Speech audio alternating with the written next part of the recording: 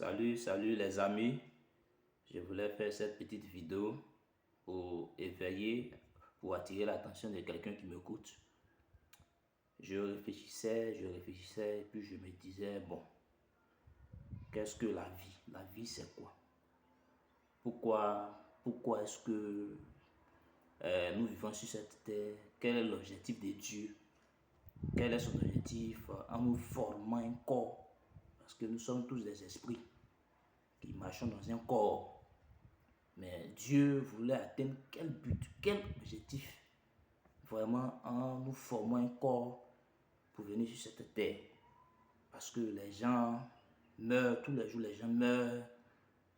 Les gens cherchent l'argent, cherchent femme, cherchent travail. Tout ce parcours-là, c'est pour aboutir à quoi? C'est pour aboutir à quoi? Et je réfléchissais et puis j'ai compris quelque chose que je voulais partager avec vous. Vous voyez, en vérité, nous naissons, lorsque nous naissons sur cette terre, c'est pour faire un choix. Sérieusement, je parle avec mon cœur. C'est pour faire un choix. Nous sommes de passage sur la terre. Nous sommes de passage. C'est pour faire un choix.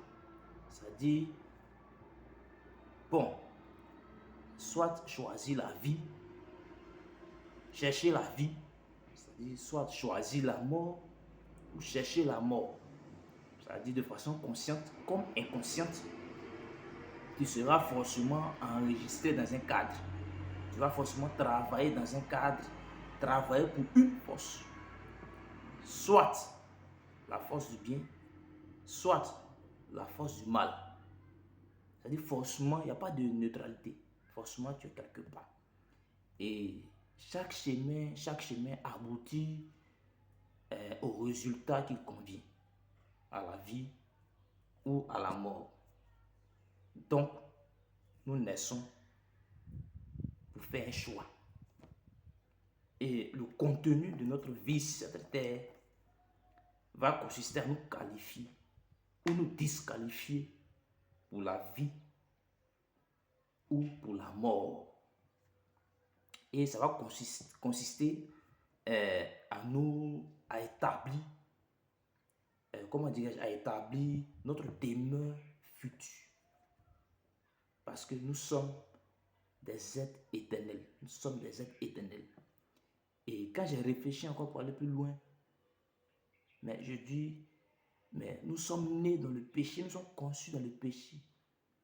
Personne n'est juste sur cette terre. Personne n'est juste sur cette terre.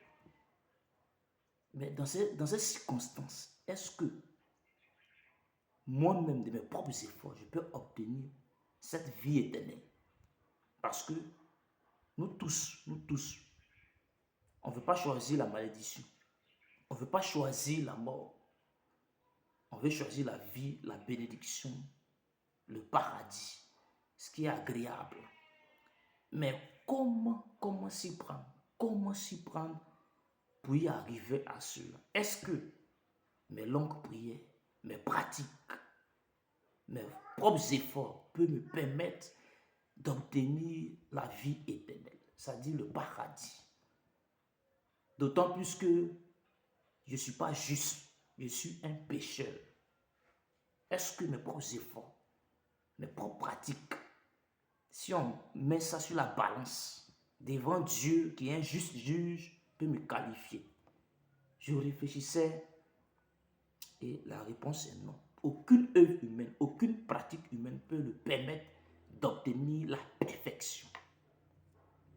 Mais j'ai regardé les différentes religions, les différentes pratiques religieuses et de façon raisonnable, pas par la foi seulement, pas par l'émotion seulement, mais de façon raisonnable. Lorsqu'on réfléchit, on voit que il y a certaines pratiques, il y a certaines pratiques, il y a certaines dénominations, il y a certaines aptitudes qui peuvent nous permettre d'avoir une certaine assurance de la vie éternelle.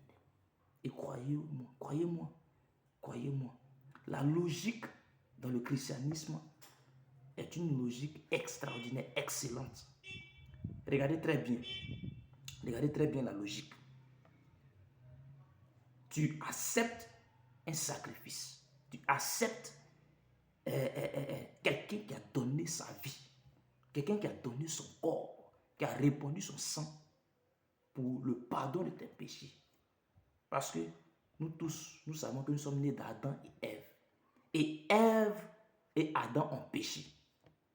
C'est pour ça que nous naissons dans le péché, dans l'iniquité. Et cette dette du péché sur tout le monde. Tout le monde, quand il naît, cette dette du péché sur toi. Et tant que cette dette du péché n'est pas effacée, n'est pas annulée, tu ne peux pas aller au ciel. C'est comme si tu enregistrais dans le cadre de la mort. Mais regardez la logique chrétienne. Tu acceptes le sacrifice humain, un sacrifice divin, d'une personnalité emblématique, extraordinaire, sans péché. Et automatiquement, cette dette du péché est effacée à l'image du sacrifice, conformément à ta foi, au choix que tu as fait. Regardez la logique. Du coup, tu as une assurance. Tu obtiens le salut, la vie éternelle. Et le défi qui va suivre dans cette logique chrétienne, c'est de conserver ce salut par la vie de repentance, d'obéissance.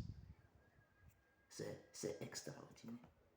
C'est vraiment extraordinaire. Et c'est garanti, c'est assuré par le Saint-Esprit qui nous a été donné comme gage du salut, des bonnes choses à venir. C'est une petite motivation, une petite réflexion. Que Dieu vous bénisse.